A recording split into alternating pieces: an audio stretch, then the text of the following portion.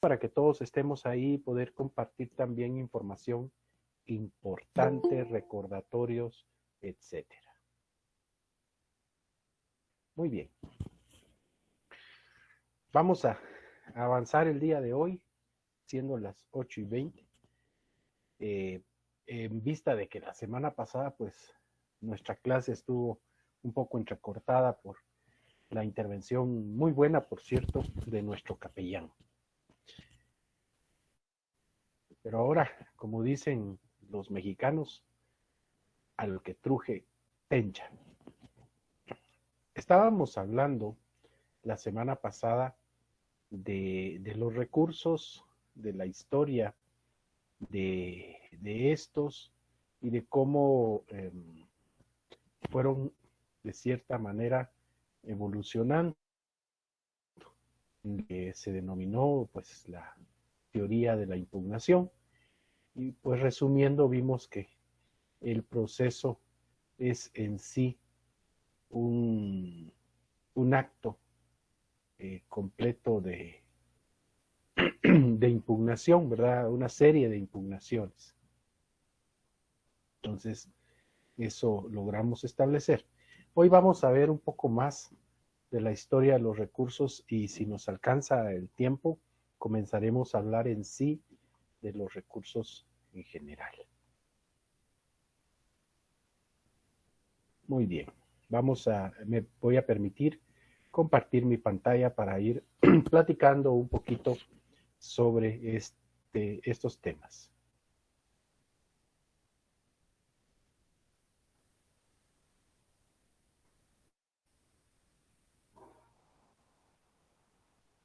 Espero compartir el que es, dijo así. Si no, mil disculpas, regresamos y ahí estamos.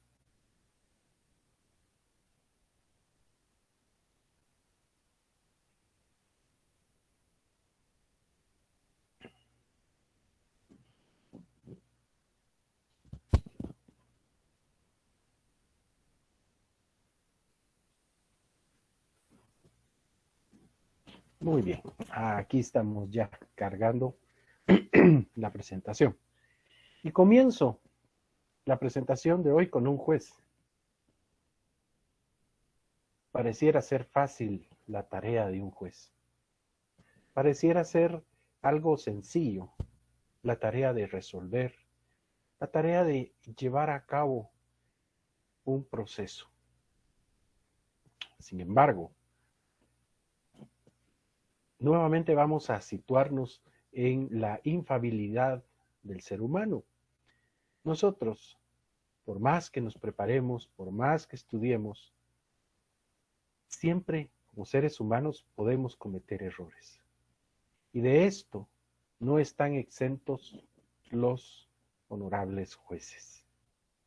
En algún momento pueden equivocarse por múltiples razones.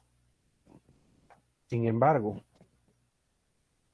decimos nosotros, el juez es como el portero del equipo de fútbol, porque si se equivoca el delantero tendrá más chances y no pasa nada.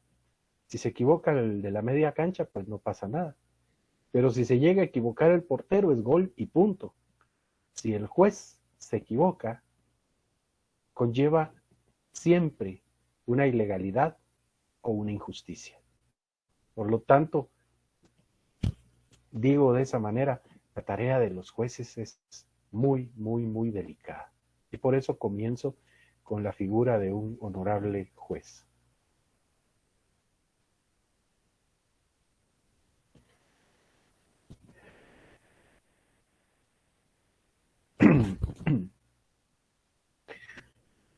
Habíamos hablado también la semana pasada un poquito, y si no lo reiteramos porque con el espacio que no tuvimos, pues es difícil establecer qué logré dar y qué no logré dar.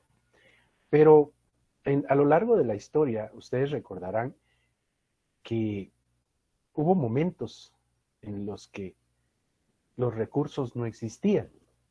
Y era la razón por la que dominaba mucho la influencia religiosa. los fallos, las decisiones eran basadas en que como representantes de Dios, es el mismo Dios el que está decidiendo, decía. ¿Quién iba a contradecir esos designios? Y en nombre de Dios, no se cristianizó al mundo, si se puede decir de esa manera, sino más bien se cometieron una serie de atropellos y crímenes horripilantes. En la época de la denominada Inquisición, que de santa no tiene nada, quienes más sufrieron fueron las damas. Solo en Europa se condenaron a la hoguera, a la horca o a la decapitación, acusándolas de brujas, a cerca de 600,000 mujeres. Imagínense, 600,000 mujeres. A eso hay que agregarle lo que pasaba en otros países del mundo, ¿verdad? Con esta situación. Pero gracias a la evolución del derecho, se logró establecer los recursos, que había necesidad de los recursos. Y entonces se puede decir que se forma parte, los recursos, de la evolución histórica del ser humano.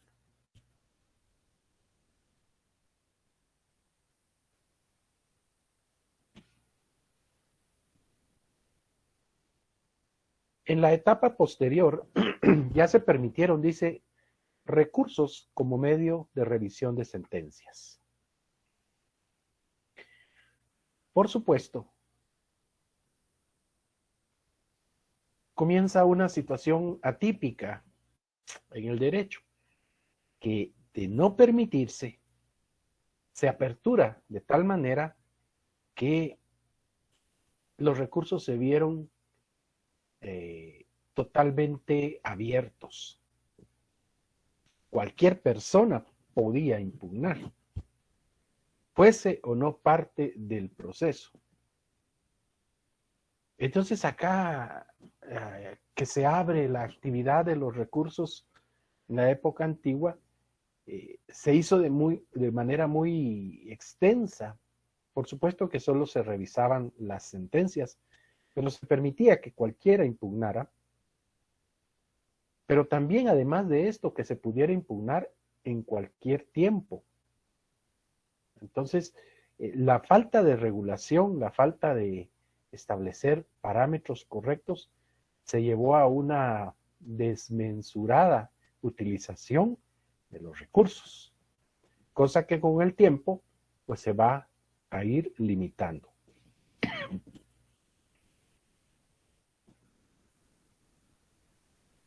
Aparte de esto, cuando inicia la actividad de los recursos, que como les digo, de los primeros recursos se iban sobre la sentencia, vale la pena recordar que uno de estos, el más utilizado quizá, era la apelatio, un recurso que iba contra la sentencia. Incluso por ahí hay citas bíblicas que refieren a la apelatio, ¿verdad? Sí, apelo al César, dice, apelo al César, dice por ahí en la Biblia. Y esto fue lo que más se utilizó.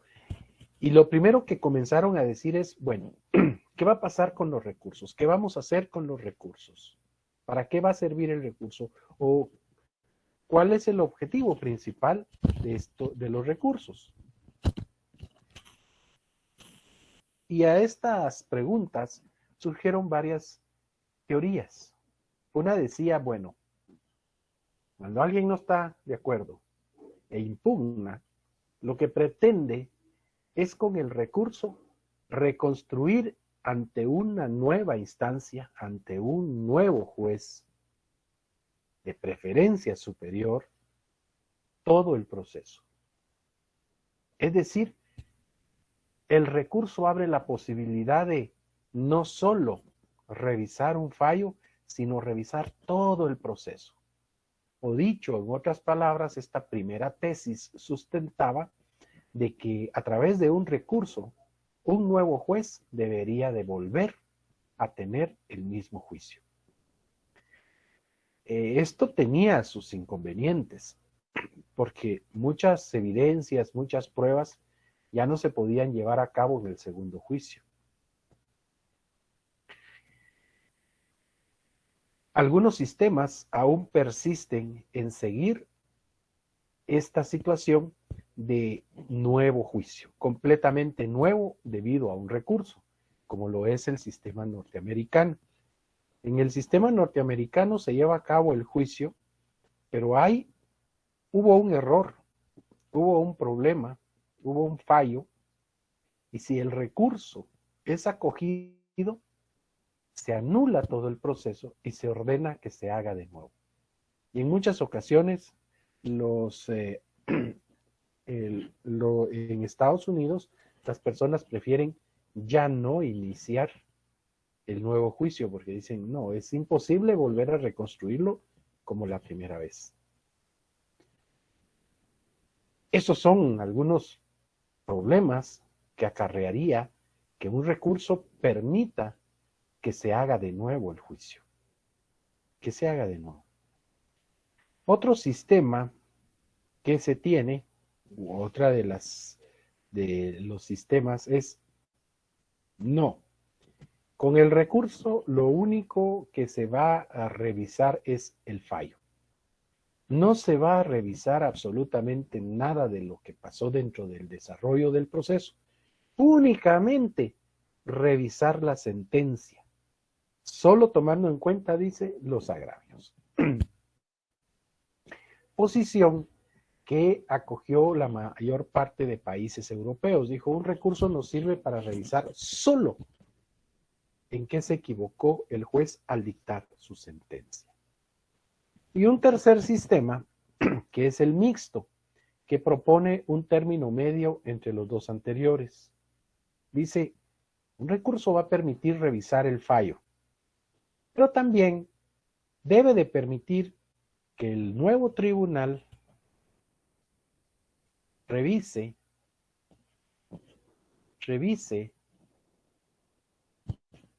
a través de nuevas evidencias, a través de nuevas pruebas que no se pudieron recibir en primera instancia, los hechos. Entonces, esta es una tercera posición y es una de las que adopta el sistema guatemalteco.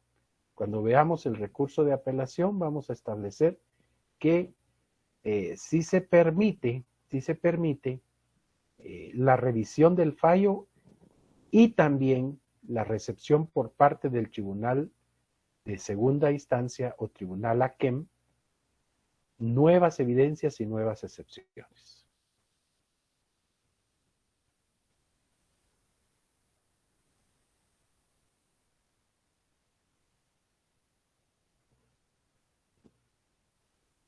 Algo también muy importante, jóvenes, es que los recursos deben ser planteados dentro del proceso. Ya lo ampliaremos un poquito más adelante. Y solo se debe de permitir, como característica de los recursos, la impugnación por los medios permitidos por la ley. Y a través de ellos, o de estos, se debe de efectuar el examen del proceso o del fallo, siendo en consecuencia estos los instrumentos que el Estado le otorga a las personas para que puedan defender sus derechos. Y es que en la antigüedad, ante la inexistencia de los recursos, la inconformidad de las partes se traducía en acciones violentas en contra de la parte contraria e incluso de los mismos tribunales o cortes o parlamentos, como se les solía llamar en ciertas ocasiones. surgen los recursos como una necesidad de encaminar esa inconformidad de las partes plasmadas en la elaboración de los memoriales de los recursos. Está muy enojado, entonces hágaselo ver al juez en un recurso.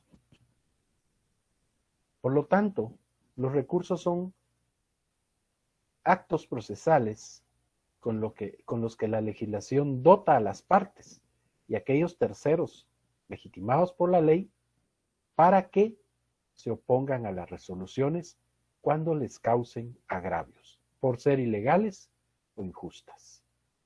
Cuando los términos de una decisión sea obscura, ambigua o contradictoria, que más adelante también, si nos permite el tiempo, vamos a estar hablando de a qué se refiere eso de obscuridad, ambigüedad o contradicción. O si dentro de la misma se hubiera omitido resolver algún punto.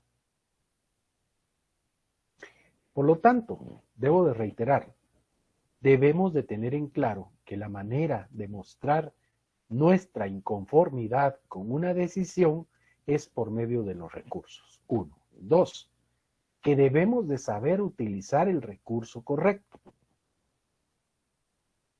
Si ustedes juegan en las redes sociales, tienen algún juego por ahí o alguna actividad, sabrán que hay diversas armas que se utilizan en determinado momento. A manera de ejemplo, si ustedes están jugando algún juego de esos famosos de dispararle a lo que se mueva y se encierran en un cuartito y dicen, voy a activar mi granada, lógicamente lo que va a pasar es que ustedes mismos se van a matar. Entonces, ¿para qué voy a usar la granada? Es a campo abierto. La tengo que tirar a tal distancia, etc. Así sucede con los recursos. Si ustedes van a utilizar un recurso que no es el que corresponda, pero dicen, sí, está en la ley, aquí está el recurso de revocatoria, aquí lo dice, lo voy a usar, pero no lo usan para el caso de procedencia, para lo que es idóneo para ese recurso, pues ustedes mismos van a autoeliminarse, como les hacía ver en el ejemplo del juego, porque van a utilizar un término que la ley da para el recurso idóneo, utilizando uno inidóneo. Y hasta el cansancio, la Honorable Corte de Constitucionalidad ha dicho que el uso de los recursos inidóneos no interrumpe el término para el planteamiento del que sí corresponde.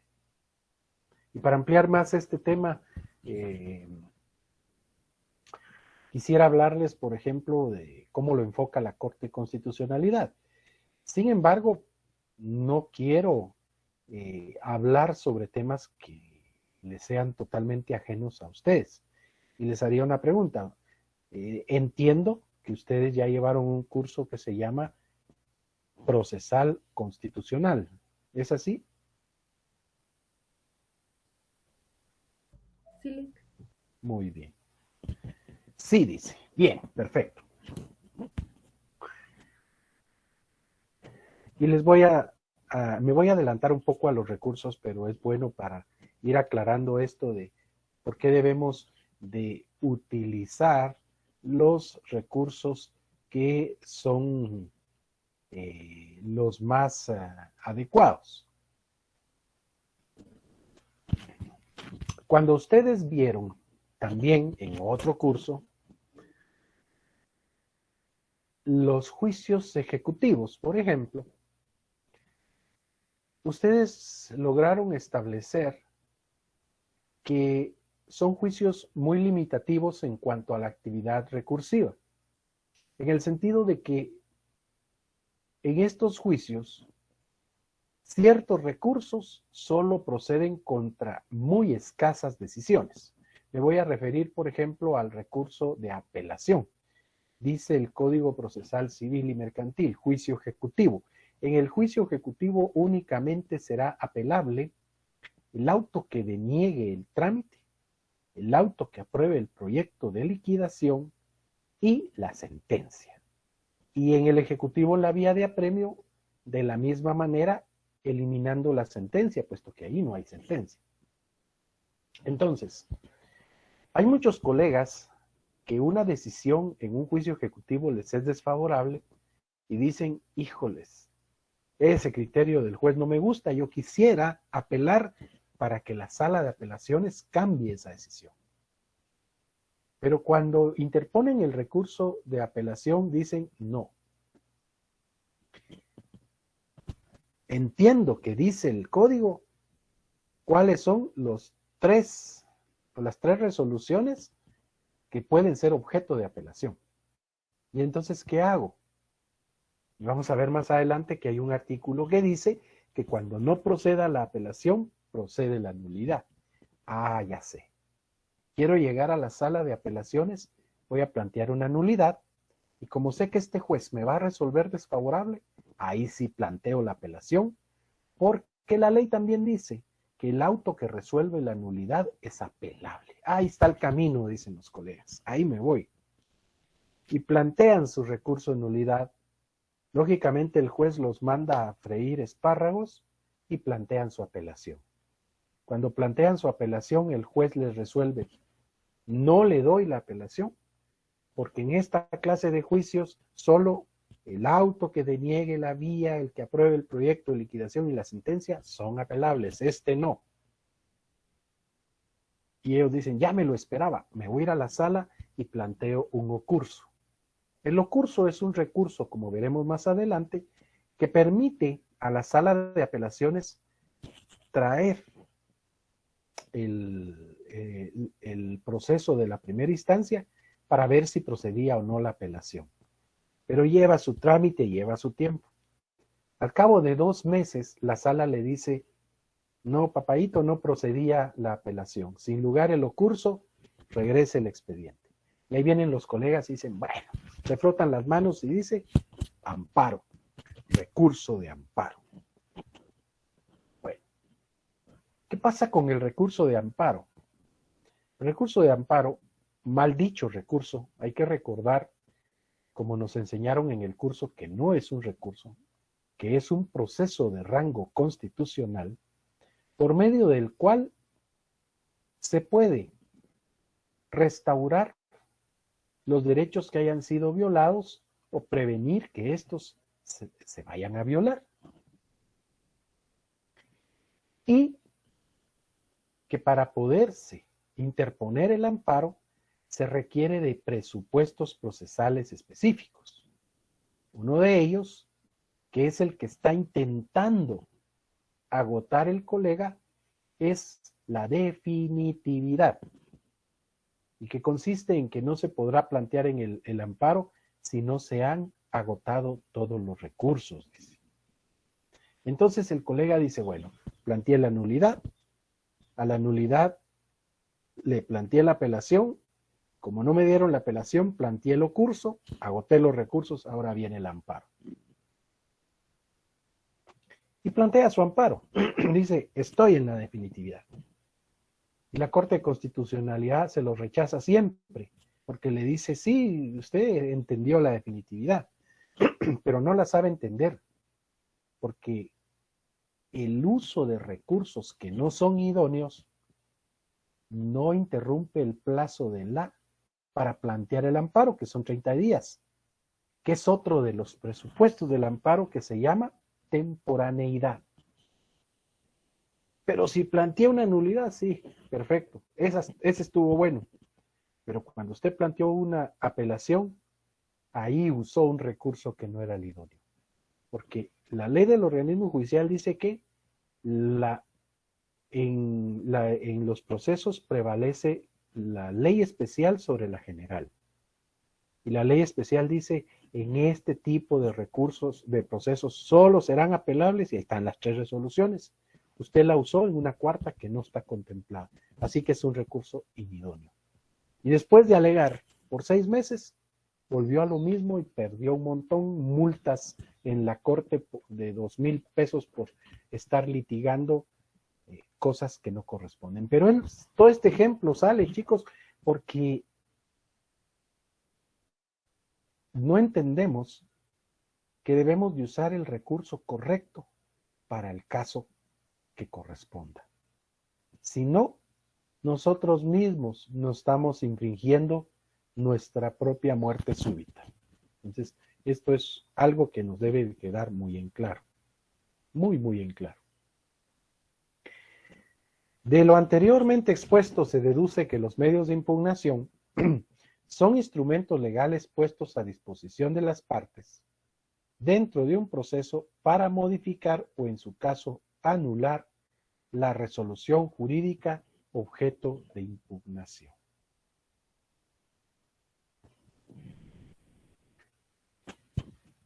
Me permití colocarles también algo que se oye muchísimo, pero se oye mucho en la doctrina. ¿Cómo se dividen los recursos? ¿Qué clases de recursos hay? Y pues acá traigo algunas clasificaciones extractadas de algunos autores y otras propias, que son los siguientes. Una primera división establece que hay remedios y recursos. Y la distinción es muy sencilla. La mayor parte de autores coinciden que cuando la impugnación se interpone ante el mismo juez y éste, a su vez, es el que debe de resolver, estamos ante un remedio. Cuando la impugnación se interpone ante el mismo juez o distinto juez, pero es otro juez el que debe de resolver, de preferencia en una instancia superior, estamos ante un verdadero recurso. Entonces, esa es la primera clasificación que encontramos en materia de división de los recursos, remedios y recursos. Los remedios van a quedarse en un mismo plano, diríamos, en un mismo plano, ¿verdad? El mismo juez que emitió una decisión que no es clara, que es confusa y que omitió resolver algún punto, pues debe de resolverla. En muchas ocasiones hay autores que amplían esta división y dicen hay remedios de las partes y propios del tribunal, porque hay jueces que tienen la facultad de enmendar actuaciones en las que hayan cometido algún error. Esto es aceptable y se encuentra en la ley del organismo judicial, que también vemos un poco más adelante. Y por supuesto, están los recursos, que son medios de impugnación, por lo general, que se van ante un órgano tribunal distinto, que revisa el actuar del juez inferior o juez acuo para emitir un fallo distinto.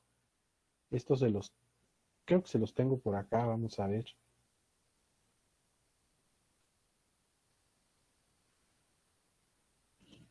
Creo que está un poco lento mi internet, pero ahí vamos.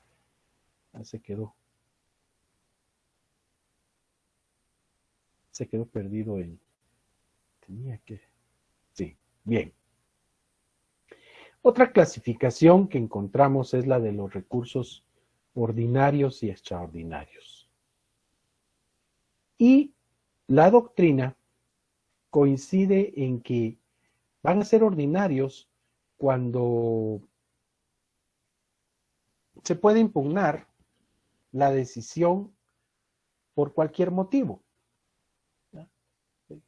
E incluso sin que esté claro el agravio. No estoy de acuerdo con la decisión, apelo. No estoy de acuerdo con tal cosa, apelo. Y son extraordinarios, en cambio, aquellos en donde, en primer lugar, solo se puede impugnar ciertas y determinadas decisiones y por motivos específicos. Tienen carácter excepcional. Los recursos ordinarios serán el de reposición, apelación, revisión, queja o curso, etc. Y extraordinarios como la casación.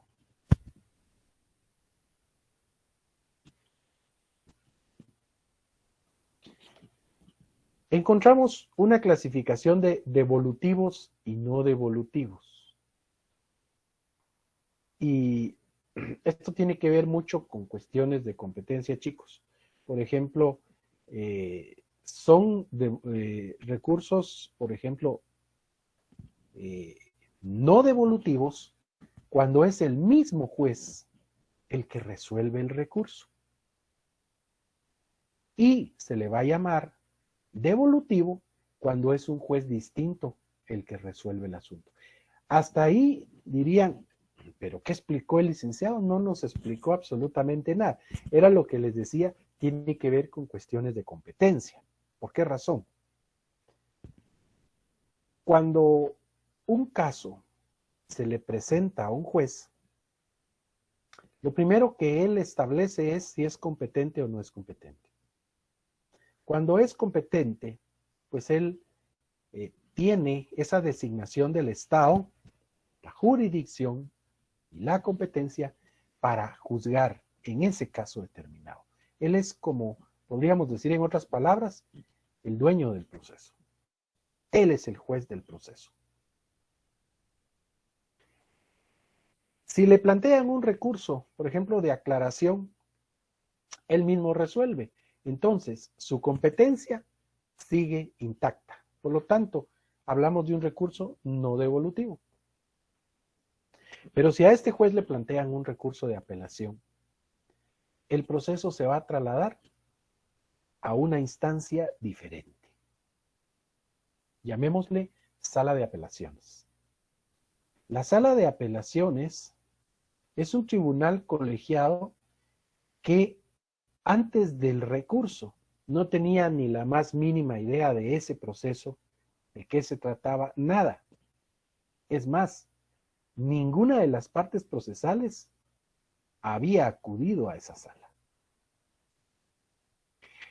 Y entonces, ¿qué pasa? Yo soy el juez competente, pero como me han planteado una apelación, al momento que me plantean la apelación es como decir, tu competencia queda suspendida. No puedes volver a intervenir en este proceso, porque queremos que otro juez revise el caso. Y entonces yo como juez suspendo mi competencia y se la entrego al Tribunal Superior. Y este Tribunal Superior acepta esa competencia, comienza a juzgar, decide, pero por lo regular las decisiones de los tribunales superiores las debe cumplir el juez inferior. Y lo que hace es, no, te equivocaste, juez de primer grado. La decisión debe ser esta. Y se lo regresa. Dice, ahí te va el proceso, ahí te va el balón otra vez. Por eso se dice devolutivo. Me regresa mi competencia para que yo ejecute la decisión del Tribunal Superior. Por eso se habla de devolutivos y no devolutivos. Y aquí era lo que les decía. Yo he mencionado dos locuciones latinas, aquo y adquem. El tribunal inferior o de primer grado siempre lo vamos a llamar juez aquo. Y al tribunal de alzada de segunda instancia, de segundo grado, le vamos a llamar adquem. Esto es una práctica muy utilizada en el gremio forense y que me ahorra muchas cosas también.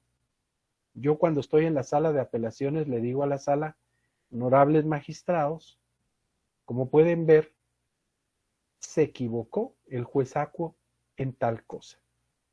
Para no estar poniendo, honorables magistrados de la sala, como ven, se equivocó el juez segundo de primera instancia del ramo civil de la ciudad de Quetzaltenango. Cada rato, no, aquo aquem. Y más sencillo el asunto. Por supuesto que no es obligatorio, ¿no? Pero hasta elegante se ve la utilización de estas situaciones. Como habíamos platicado también, el tratadista que tienen en pantalla los denomina nominados e innominados.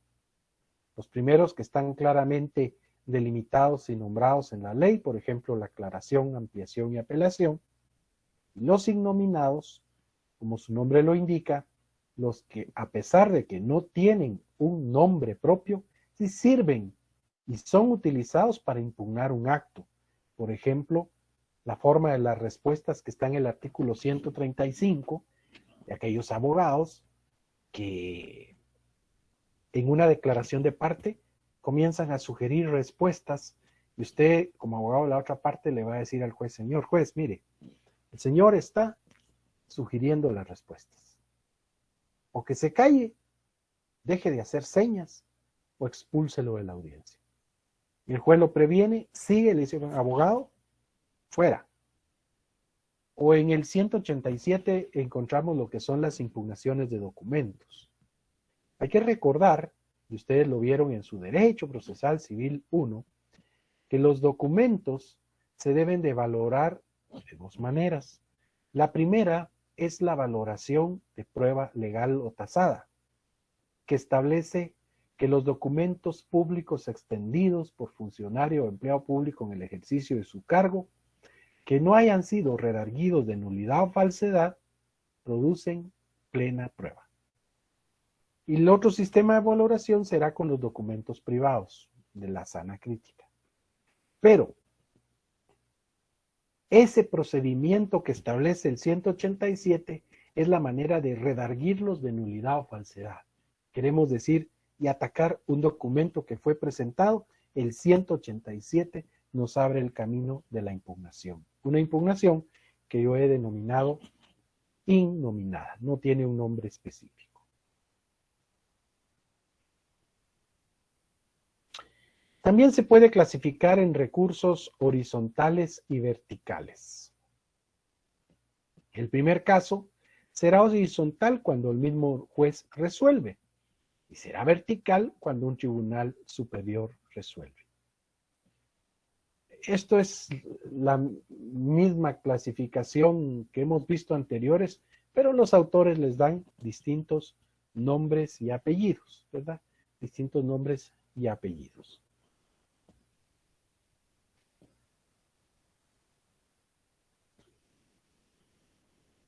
Bien. Como que se quedó pensando. Entonces, el recurso en sí es un acto de las partes, de los terceros que están habilitados por ley, en algunas ocasiones del propio juez, para ejercer el derecho de contradicción entre lo alegado por la parte y lo resuelto por el juez. Es la contradicción entre el sentir del juez y del ajusticiado. Ya no solo es la discusión entre las partes, sino entra a tomar partido el juez cuando su fallo ya no es el más correcto.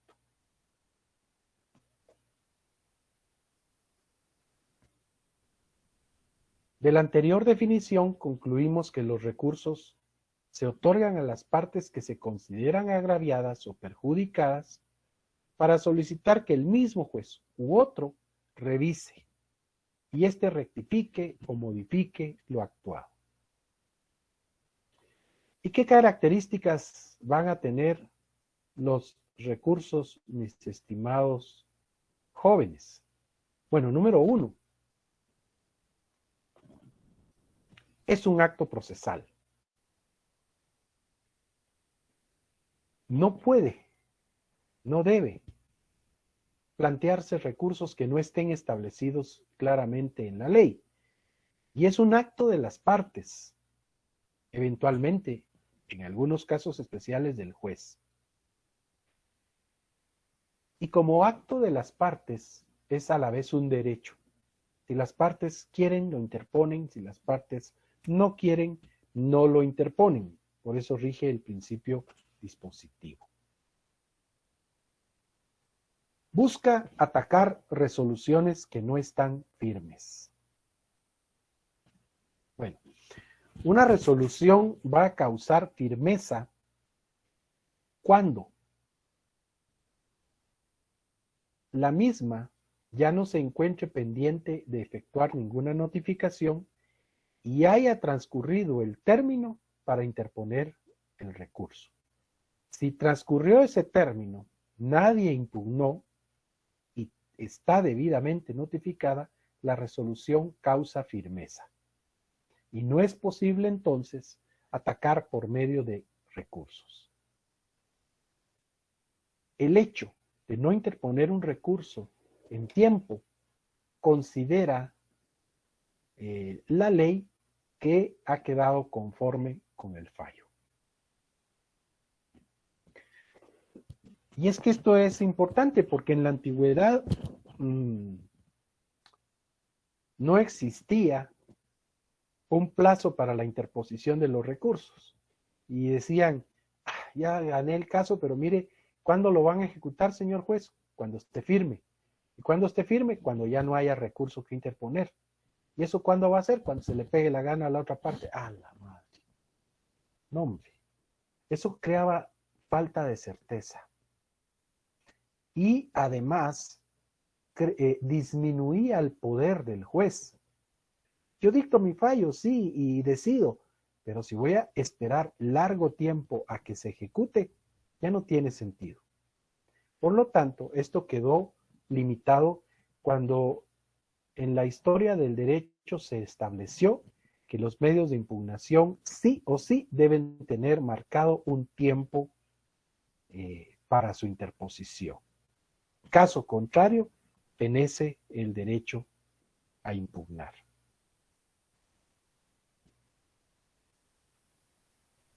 Bueno, y también como hemos hablado a lo largo de estas dos clases, hay que distinguir los recursos como especie del género de los medios de impugnación. Los medios de impugnación es un montón de defensas y contradictorios que aparecen a lo largo del proceso. Los recursos, en cambio, son medios por el cual se combate un procedimiento o una resolución que contenga vicio o sea injusta.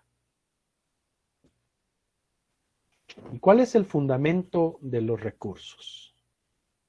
Bueno, algunos dicen que los recursos tienen un fundamento psicológico, que también ya habíamos platicado anteriormente.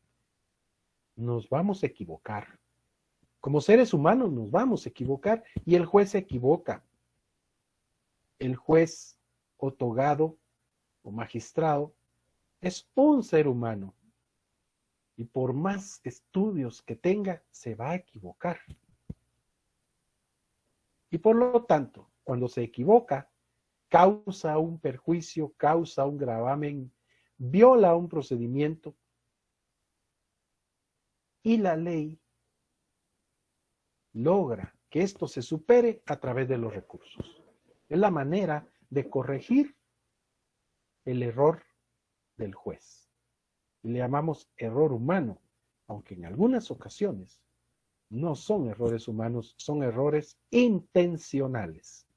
Eso sí es totalmente lamentable. También, otro fundamento de los recursos es que están en la ley y en las normas internacionales que los fundamentan. Si existe en la ley, pues lo debo de utilizar. Ojo, no quiere decir de manera indiscriminatoria. Para todo voy a usar yo los recursos, ¿verdad? Para todo, para todo. No, eso me va a acarrear graves consecuencias que no es aconsejable. Bueno, ya vimos los efectos, vamos a pasar un poquito a esto.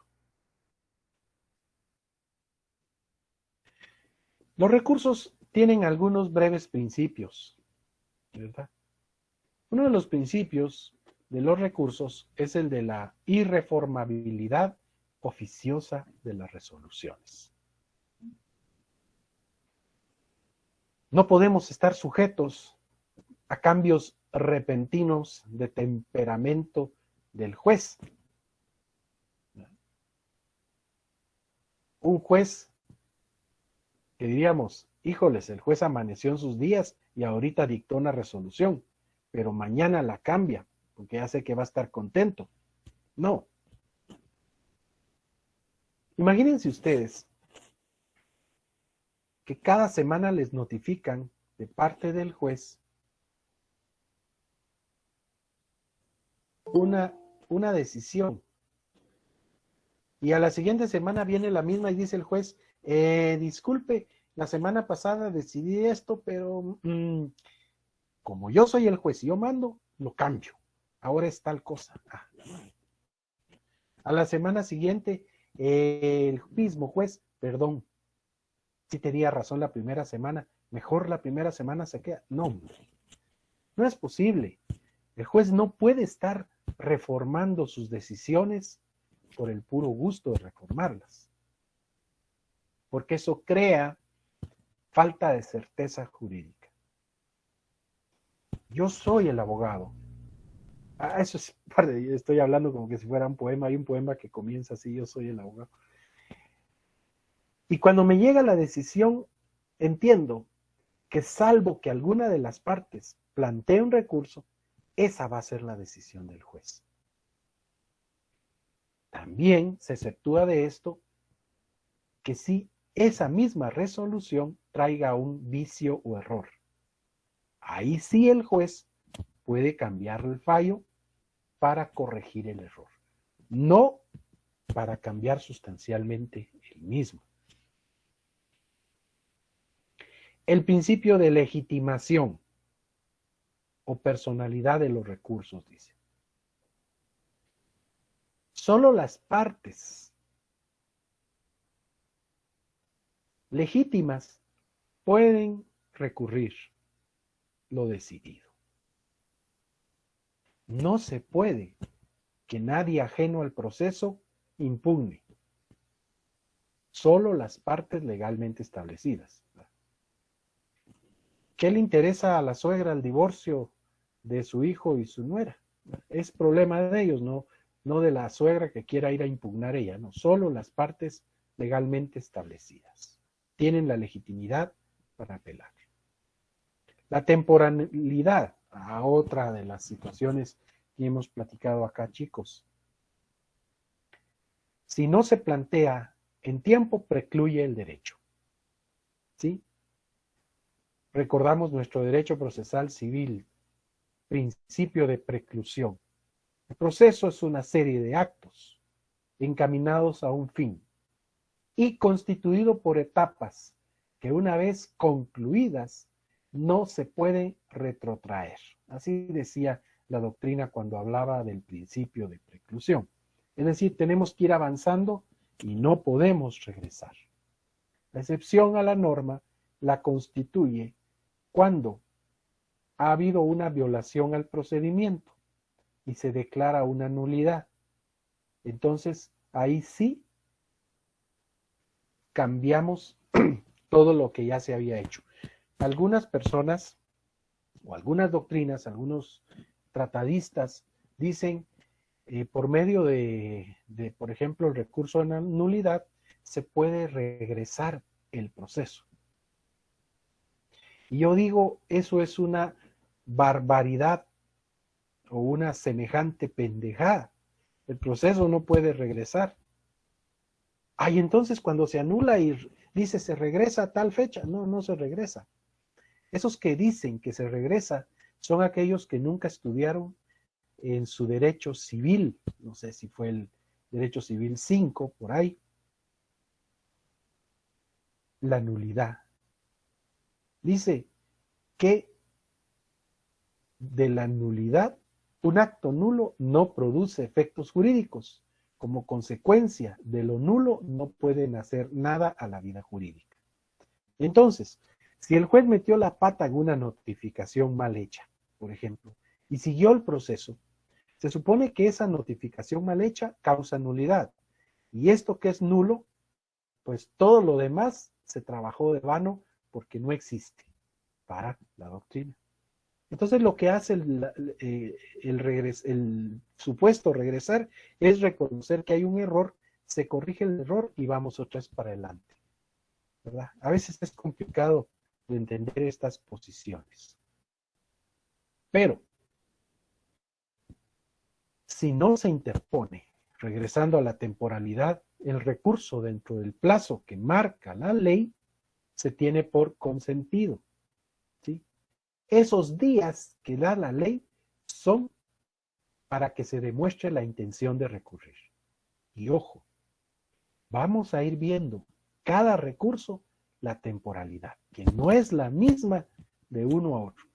Muchos se confían y dicen, aquí hay 3 días, en este dan 2, en este dan 24 horas. Sí, pero ¿a partir de qué? Vamos a ver que hay recursos que dicen, se tendrán 3 días a partir de la última notificación. Entonces eso ya cambia el panorama. Y otros dirán, se puede interponer dentro de las 24 horas de notificada la decisión.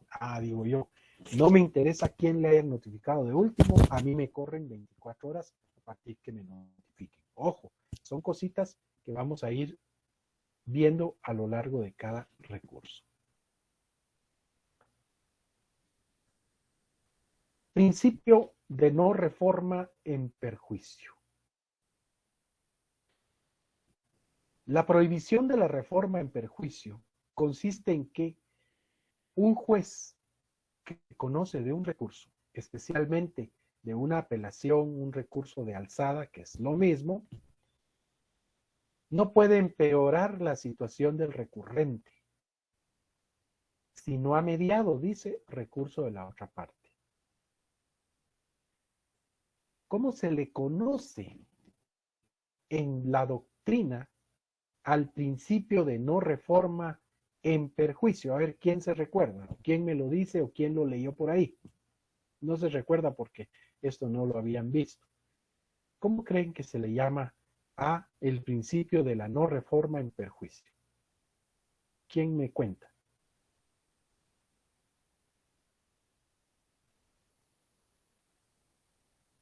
Calladitos se ven más bonitos. Se llama reformatio in peius. Es el principio del reformatio in peius. Especifiquémoslo en un ejemplo. Un juicio oral de alimentos. Sale la sentencia. Y la sentencia dice, se concede una pensión alimenticia de 1,000 quetzales. Bueno, viene la señora, la que estaba pretendiendo la pensión y que ahora ya tiene una pensión, y consulta con su abogado y dice, mire, ¿cuánto condenaron al desgrocio?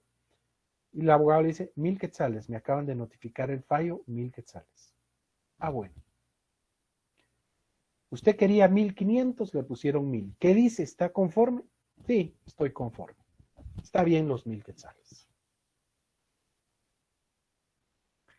Pero al otro individuo, cuando le notifican, dicen, la ley, 1,000 me pusieron. Sí. Yo solo puedo dar 500, 1,000 no. Bueno, entonces vamos a impugnar. Vamos a hacer ver que usted no tiene la capacidad de dar 1,000, solo 500. Impugnamos el fallo. En ese caso, la señora quedó conforme con los 1,000, él no. Él va a impugnar. La sala tiene un techo. No puede subirle a esos 1,000, porque subirle iría en perjuicio de la pretensión del que está impugnando. Puede decir, le dejo los 1,000 o les bajo los 1,000, ¿verdad? Entonces, esa es una cosa que debemos nosotros de tener y tomar en cuenta en cuanto a los recursos. Por supuesto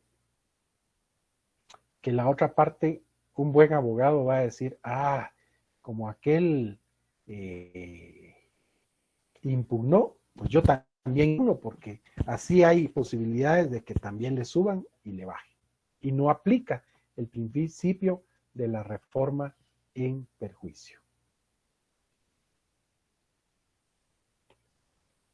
Yo creo que ahí acaba la primera presentación, segunda de la clase. Vamos a ir cambiando de chip un momentito.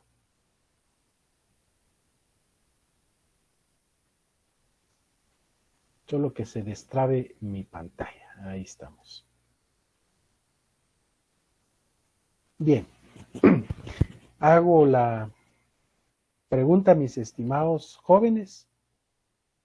Hasta el momento, ¿alguna duda hasta dónde vamos acá?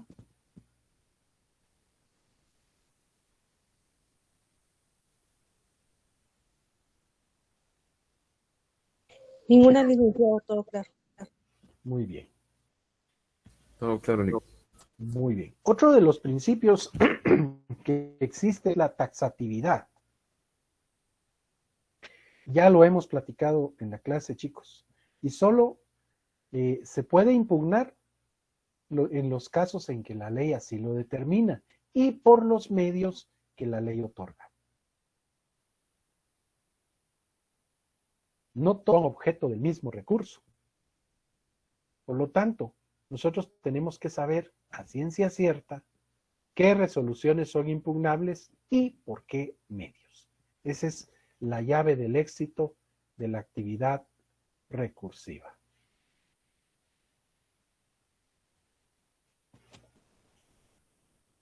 Como que cada vez se conectan más en Guatemala en general y se vuelve más lento nuestro sistema. Pero vamos a dejar de compartir un momento en lo que el internet se pone un poquito mejor.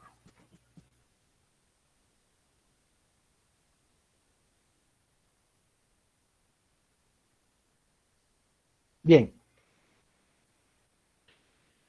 Nuevamente reiterarles, mis estimados jóvenes juristas, que les invito a que participen en nuestro grupo formado de WhatsApp.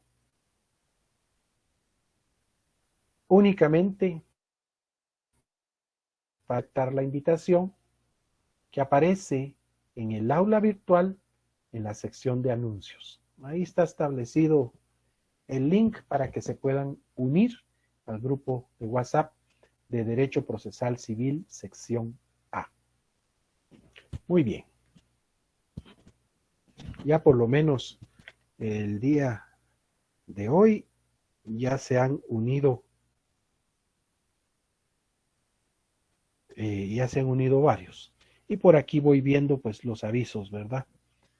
De que algunos se han quedado sin luz, otros sin internet, pero ahí vamos viéndolo. Gracias por sus avisos. Bien, vamos a ver si ya tengo lista la siguiente presentación. Sí, ya está. Esta es más cortita, no se vayan a asustar.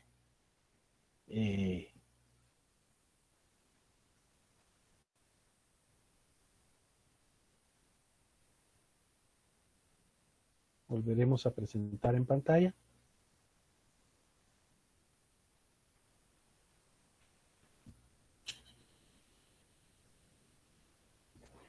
Ambas presentaciones ya están a su disposición, chicos, en el aula virtual también. Reiteramos que el recurso procesal es todo medio de impugnación en contra de una decisión judicial, reitero, establecido en la ley.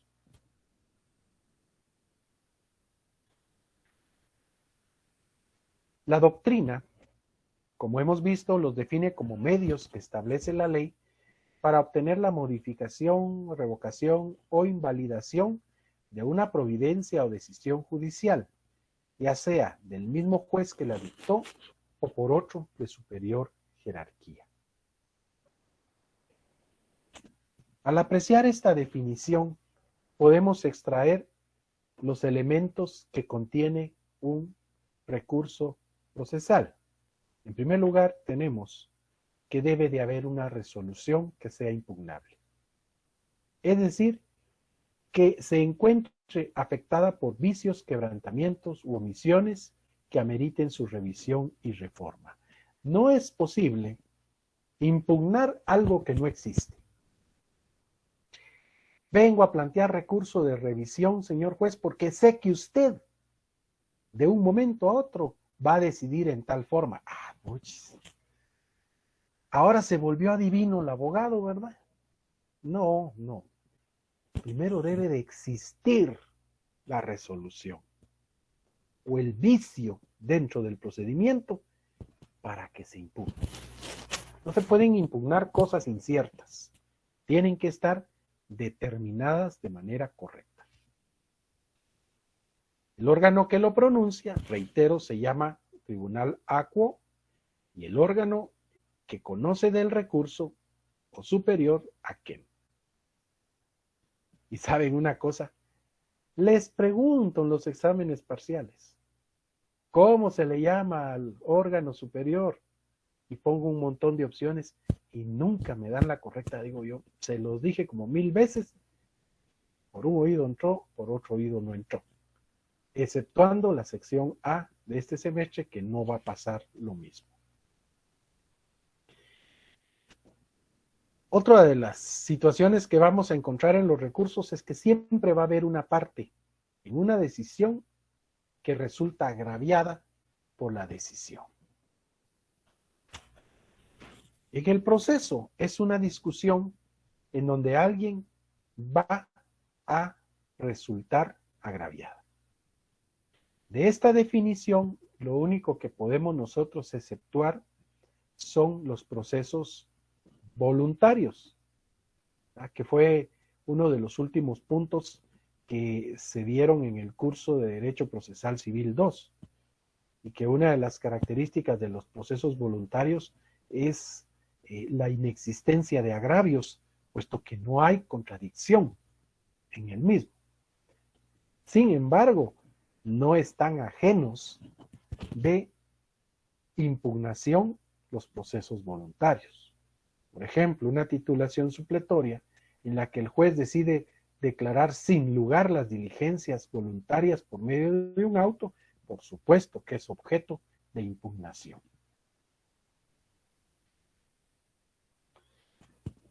Va a existir, a través del recurso, una nueva decisión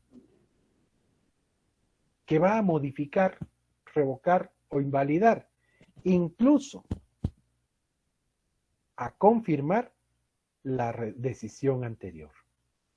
El recurso motiva un nuevo fallo, sea que ese fallo acepte el anterior y diga, no, yo como juez sigo sentado en mi macho y está correcto lo que hice, o cambie la decisión. ¿Sí? En cuanto a los conceptos de recursos, hay un montón. Yo extraje algunos, por ejemplo, denomínase así todo medio que concede la ley procesal para la impugnación de las resoluciones, a efecto de subsanar los errores de fondo o los vicios de forma en que se haya incurrido al dictarlas. Otro concepto del maestro José Alberto Garrone dice: acto procesal en cuya virtud la parte que se considera agraviada por una resolución judicial pide su reforma o anulación total o parcial, sea al mismo juez o tribunal que la dictó o a un juez o tribunal jerárquicamente superior.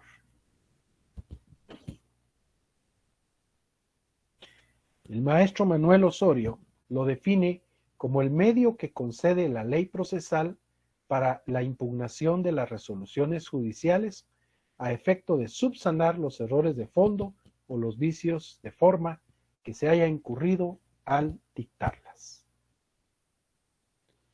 Y antes de entrar a las características, quisiera tomarme un espacio breve para indicarles que les agradezco infinitamente a la mayor parte de chicos los comentarios sobre la primera tarea que se llevó a cabo, de la cual, pues, viendo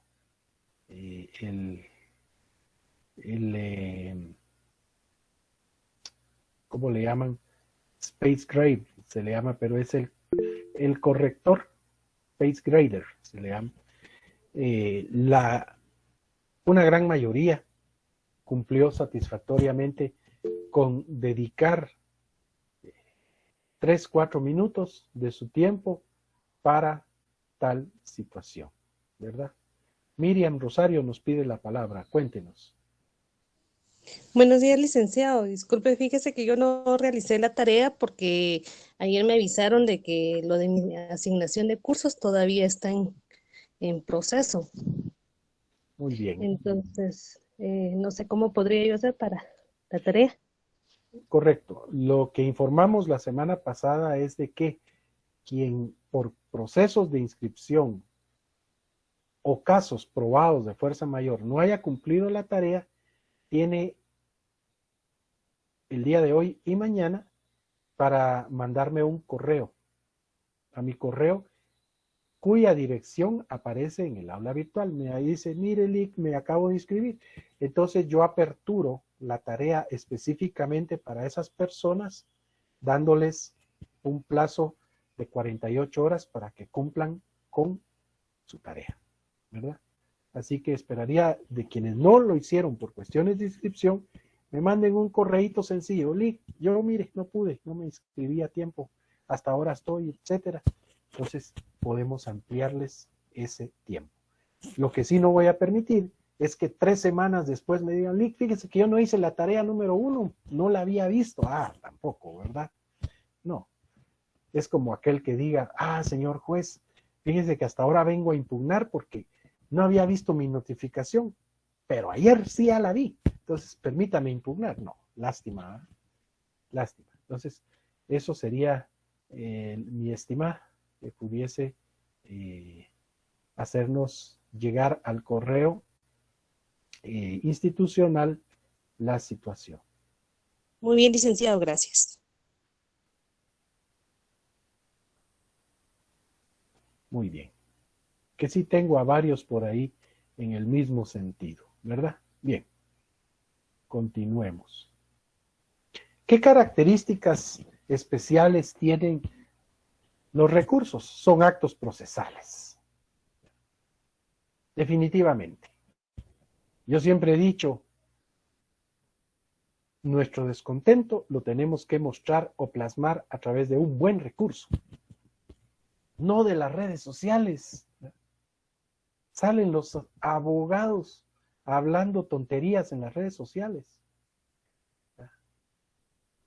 Me vengo a quejar en este TikTok que el juez tal es un hijo de su madre por esto y me resolvió mal. Bueno, ¿y ese tiktokero planteó un recurso o no? O en el Face, sus comentarios, o un tuitazo. No, no. Esas se llaman redes sociales. En el proceso hay un acto procesal que le permite mostrar su inconformidad. Lo interponen las partes interesadas, como ya habíamos platicado. El objeto, sí, por ahí me levanta alguien la mano. Sí. Gracias por el comentario, compañero. El objeto de su interposición es que la resolución mencionada sea reformada. ¿Yo qué pretendo con un recurso? Cambiar la decisión por una que me sea favorable. Aunque muchos colegas no entienden eso, ellos interponen el recurso para dilatar el proceso, para que el proceso se tarde más y ganar ellos más plata. Yo voy a apelar por molestar y ahí me gano otros milenes. El pensamiento del idiota le llama José Ingenieros, un clásico autor mexicano, ¿no? El pensamiento del idiota. Pero bueno. El recurso es un acto procesal y por ello es que su interposición siempre supone un procedimiento anterior. No pueden inventarse los recursos, tampoco los procedimientos para los recursos, ¿sí? Tiene que cumplir con lo que la ley establece. El recurso es un medio de prolongación del juicio. Media vez exista pendiente de resolver un recurso, el proceso no acaba. ¿Cómo va tu caso vos? Ya dictaron sentencia o ya lo gané, ya lo ganaste y no apelaron. Sí apelaron, pero en plano, sin lugar vos. No. Entonces no lo has ganado. Ya obtuviste un fallo favorable, pero está pendiente una apelación. Por lo tanto, se prolongó el proceso. Y hasta que eso se resuelva, el proceso va a terminar. Pues ya vimos las clases de recursos, ¿verdad? Vamos a avanzar un poquito esto, porque esto ya lo platicamos. Y hablando de nuestra hermosa Guatemala, Guatebella dicen algunos, ¿verdad? ¿Cuáles son los recursos que existen? El de aclaración, el de ampliación, el de revocatoria, el de reposición, la nulidad, hay más, apelación y casación.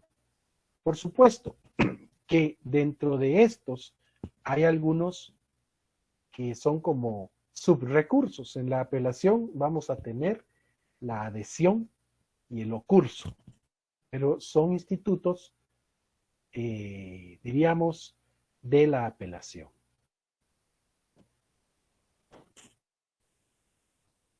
Solo déjenme un segundo. Se me fue la...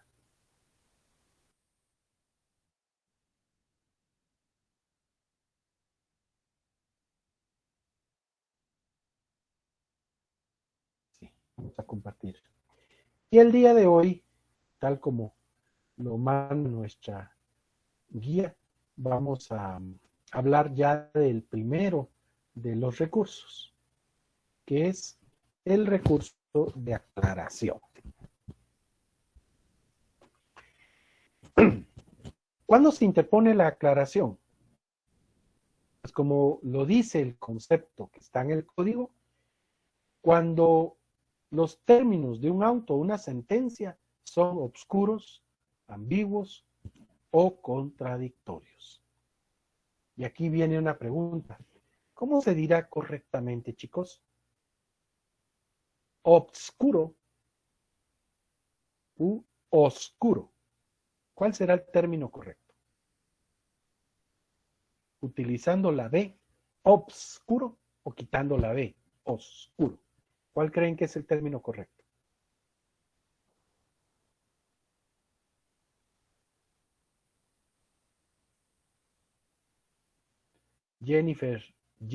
Paul, perdón, dice obscuro con B. ¿Alguien que contradiga al compañero? Yo lo contradigo. La Real Academia de la Lengua Española ha indicado que acepta como correcto tanto el término obscuro como el término oscuro. Los dos son correctos, ¿sí? Los dos. Se pueden usar los dos, no hay problema. Pero suena más de abogado, obscuro, ¿verdad?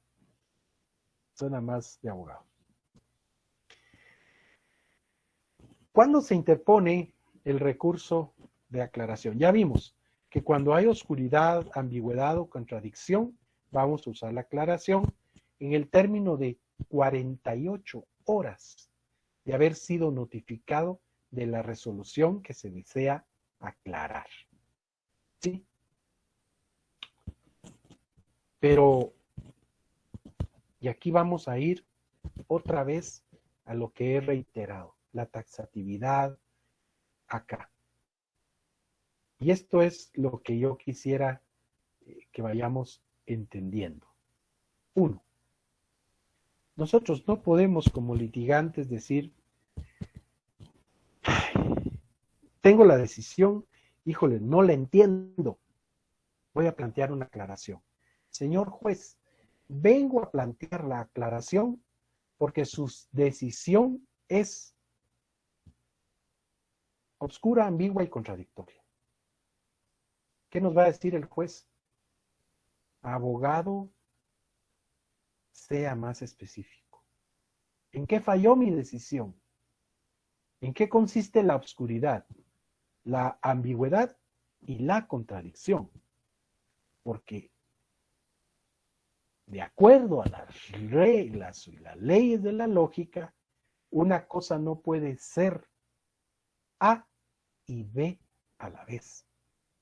O mi decisión es obscura, o mi decisión es ambigua o contradictoria. ¿Cuál es el caso?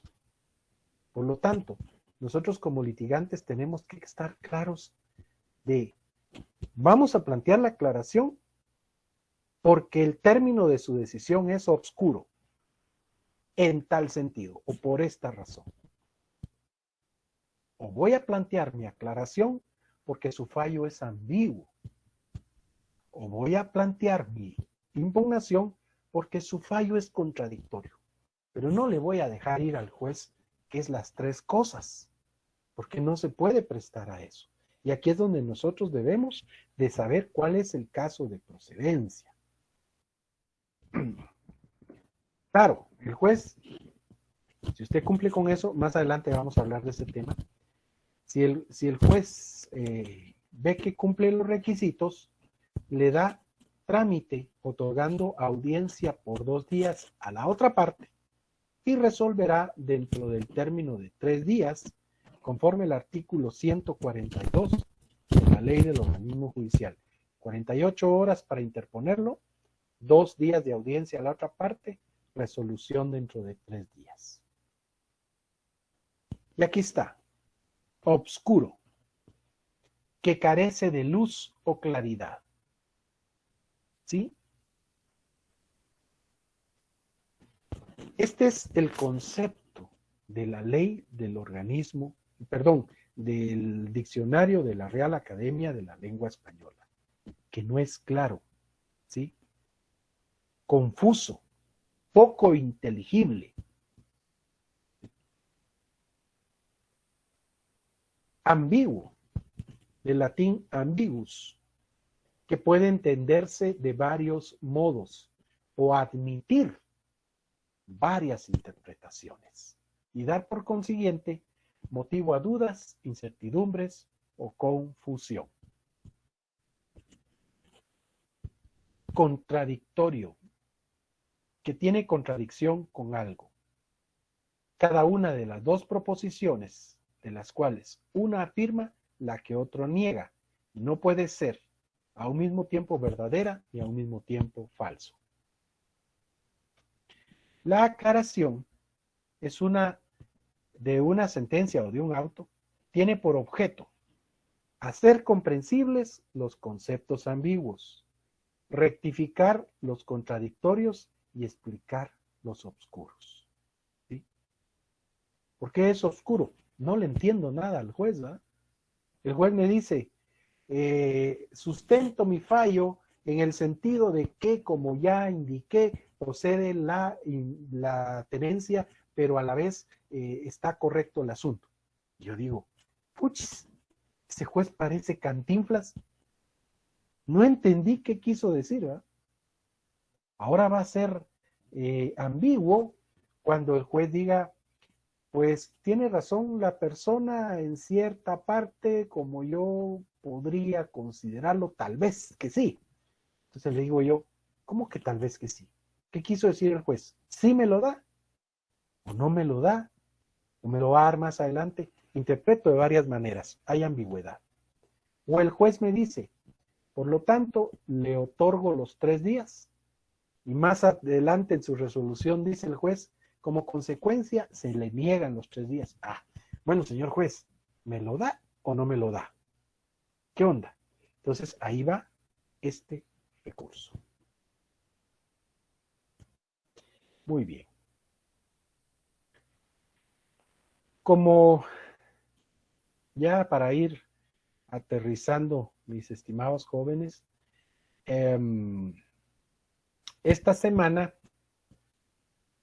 vamos a tener una tarea que va a aparecer en las próximas horas en su salón virtual. Y como, vamos a ver si Ingreso acá de una vez a mi guía didáctica. Y permítanme un segundo. Si no estoy mal, hoy nos jugamos, o esta semana nos jugamos, la módica suma de 2 puntos. Y les voy a ir explicando más o menos de qué se trata. Por ejemplo, voy a colocarles acá nuevamente en pantalla.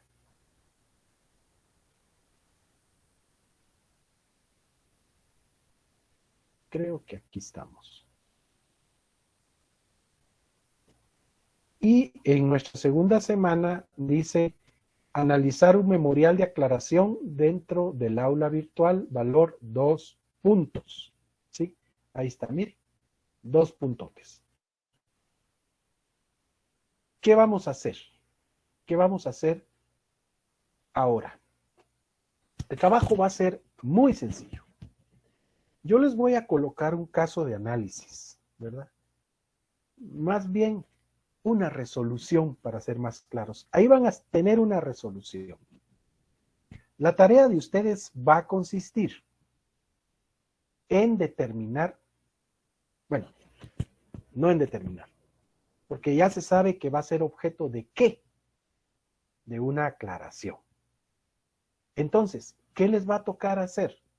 Ojo, no estamos en clínica, no les voy a pedir por esta vez que me hagan un memorial de aclaración, porque me van a buscar un entuerto de memorial en el rincón del vago o en cualquier otro, y no es lo que yo quiero. No. Me van a analizar el caso. Y del análisis del caso me van a decir, Lic, en este caso, la aclaración procede porque la misma es contradictoria. Por estas y estas razones. O la resolución es obscura por esta y este motivo. O la resolución es contradictoria. O podría ser, mire, Lic, en tal parte de la resolución hay ambigüedad y en tal parte hay contradicción. ¿Sí?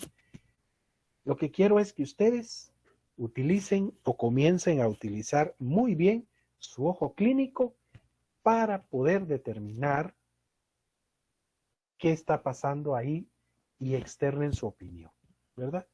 Y si es posible, la fundamenten. No sé si me captan en qué va a consistir la tarea de esta semana.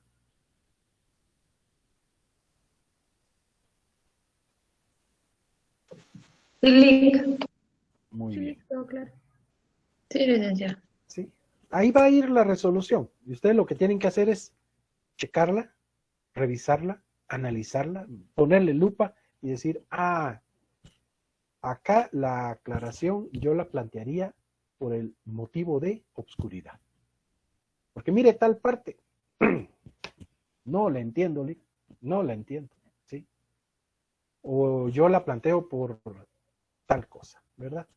Y esto es lo que nos va a servir, porque ese análisis que ustedes hacen me parece que es obscura, porque realmente el juez dice un montón de cosas, pero no dice nada. Esos son los argumentos que cuando hagan sus memoriales les van a servir, ¿sí? Así que mi idea es que analicemos bien los casos. Les va a aparecer en las próximas horas, así que estén atentos. Y como dije, si ya están inscritos en el grupo de WhatsApp, probablemente ahí les doy un aviso. Chicos, tarea lista, la pueden hacer, ¿verdad? Para que tengamos bien clarito todo. Bueno, eso sería de mi parte todo por el día de hoy. Les voy a dejar unos minutitos para que refaccionen, tomen su cafecito, se relajen, etcétera, y entren con ganas a la siguiente clase. Si hay alguna duda, nuevamente reitero mi compromiso de que, por favor, chicos, no solo de mi curso, cualquier cosa que se refiera al proceso civil, tienen toda la libertad para preguntar. Si no hay ninguna duda, dejamos hasta acá la clase del día de hoy. ¿Alguna duda, chicos? Todo claro, Lick. Bueno, Licenciado, disculpe.